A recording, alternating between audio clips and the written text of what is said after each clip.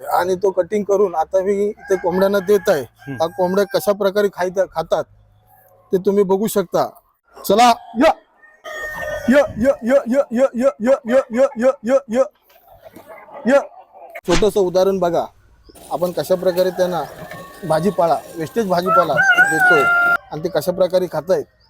बरेचसे महाराष्ट्रात आपण कोंबडी फार्म पाहतो, परंतु ते लॉसमध्ये गेलेले आहेत किंवा अनेक जणांनी बंद केलेले आहेत. हे कोंबडी फार्म फक्त 2 गोष्टीवर सक्सेस आहे. एक म्हणजे त्यांचं तगड मॅनेजमेंटमध्ये फीड मॅनेजमेंट आणि दुसरं म्हणजे सायकल पद्धत. अगोदर मी बॉयलर पोल्ट्री चालू होती. बॉयलर पोल्ट्री चालू असताना मला याच्यामध्ये त्या बॉयलर पेक्षा गावरांमध्ये प्रॉफिट जास्त दिसण्यात येतो आणि जास्त दिसण्यात आल्यामुळं मी इथं सध्याला सोनाली आणि कावेरी मिक्स ब्रीड पोल्ट्री चालू केलेली. अच्छा, तुम्हाला बॉयलर मध्ये काय अनुभव आला नेमकं सर, ते तुम्ही इकडे आला सध्या? बॉयलर मध्ये अनुभव आला, ज्यावेळेस आपण सुरुवातीला आपला माल टाकतो तर त्यावेळेस तो आपल्याला रेट मिळत नाही. परंतु गावरान हा असा आहे धंदा व्यवसाय आहे की तुम्ही डोळे झाकून तुम्ही याची विक्री करू शकता. अगदी सुरुवातीपासून आपण चर्चा करूया सर. गावरान कोंबडी फार्म सुरू करत असताना आता अगदी पिल्ल्याची निर्मिती कशी करायची किंवा बाहेरून पिल्ल कसे खरेदी करायचे याबद्दल सांगा. अगदी म्हणजे पिल्लापासून सुरुवात सांगा आम्हाला, कशी मॅनेजमेंट कसं आहे तुमचं? सुरुवातीला तुम्ही एक ट्रायल बेस वरती 100-200 कोंबड्या घ्या. स्वतःची उत्पन्न म्हणजे स्वतःची अंडी तयार करा.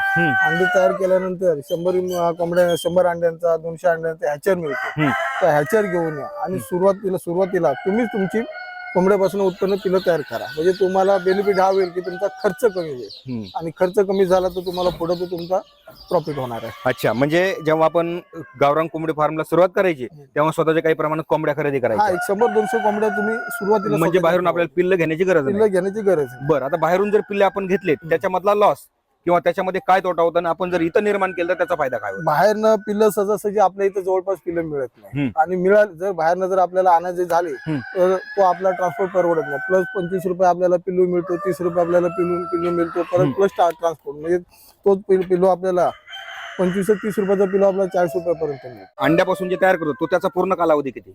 साधारणतः सुरुवातीला 1 दिवसापासून 21 दिवसाचा टायमिंग आहे. 18 दिवस हॅचरला ठेवायची, 2 दिवस तुम्ही खाली त्यांना ट्रे मध्ये ठेवायची आणि 2 दिवसामध्ये 21व्या दिवशी तुमची पिल्लं सर्व टोटल तयार होतात. बरं, आता हे पिल्लं तयार करत असताना याच्यामध्ये मर किती प्रमाणात असते?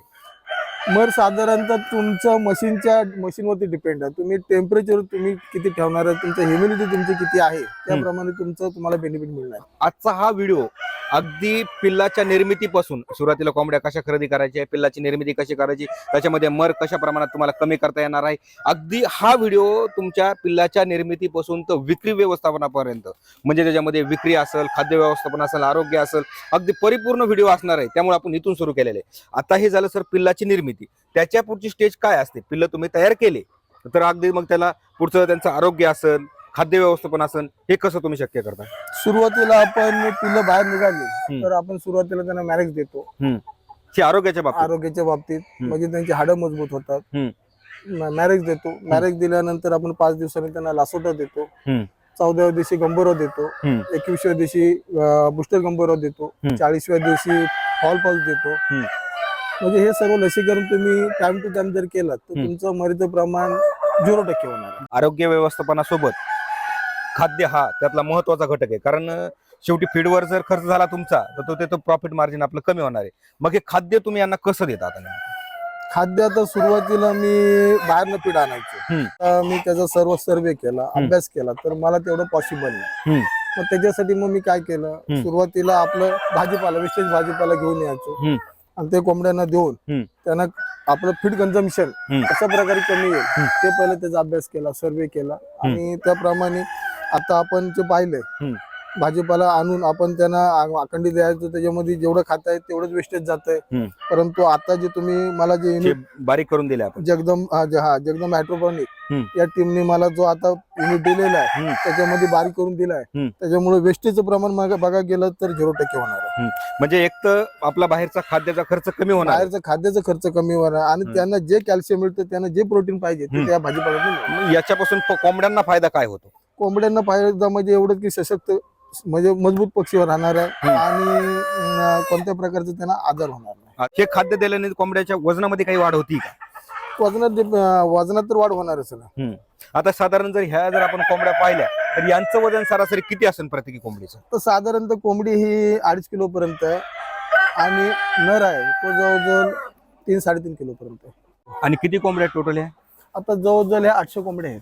एक 800 ते 900 कोंबड्यापासून दिवसाला अंडे किती मिळतात? नाही, 800 ते 900 तुमच्या कोंबड्या जर 100 कोंबड्या असतील तर जेमतेम तुम्हाला त्यातल्या 60 कोंबड्या अंडी देणार. 60 कोंबड्या अंडे 60 कोंबड्या तुम्हाला 100% रिझल्ट मिळत नाही. आणि किती जरी कोणी सांगितलं 350 अंडी मिळतात, 250 अंडी मिळतात, शक्यच नाही. शक्य नाही. हा, कमीत कमी तुम्हाला सांगतो वर्षाकाठी कमीत कमी 200 ते 220 अंडी मिळतात. दिवसाला किती निघतात अंडी?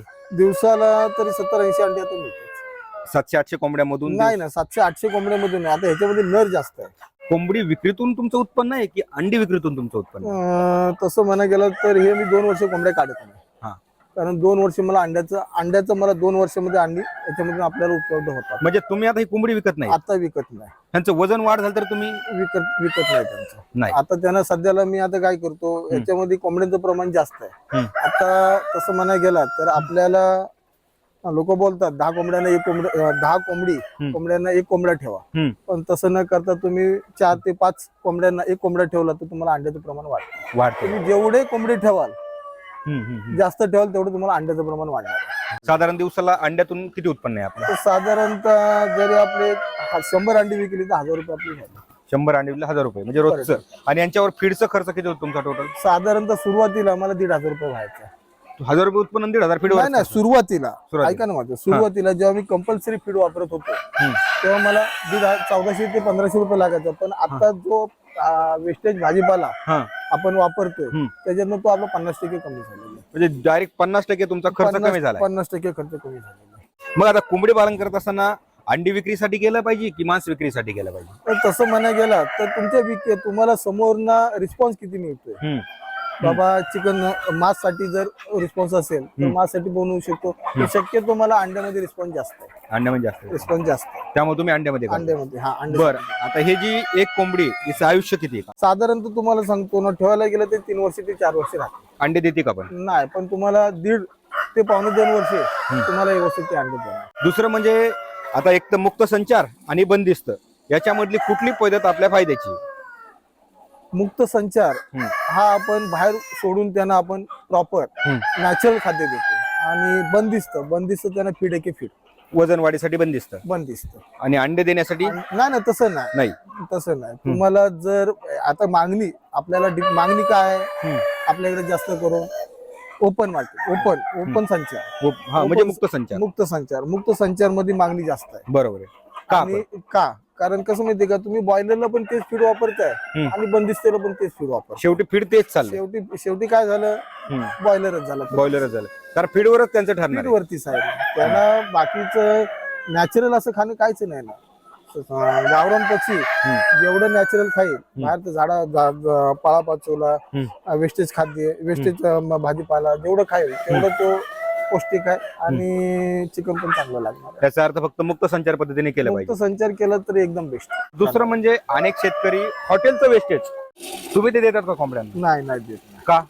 काय देत नाही, कारण ते कसं माहितीये, हॉटेलच्या वेस्टेजने त्रास होणार. ते किती दिवसाचं असतो आणि किती दिवसाचं नाही. बरोबर. प्लस त्याच्यामध्ये ते बॉईल केलेलं असतं, तिखट मीठ कांदू बनवून जे अन्न शिजवण्यासाठी लागतं ते त्याच्यामध्ये ते मिक्स करतात. तसं याच्यामध्ये तसं काहीच नाही. जर विचार केला तर ज्या महाराष्ट्रातील तरुणांना गावरान कोंबडी पालनामध्ये त्यांना यायचंय तर त्यांना काय संदेश देणार तुम्ही?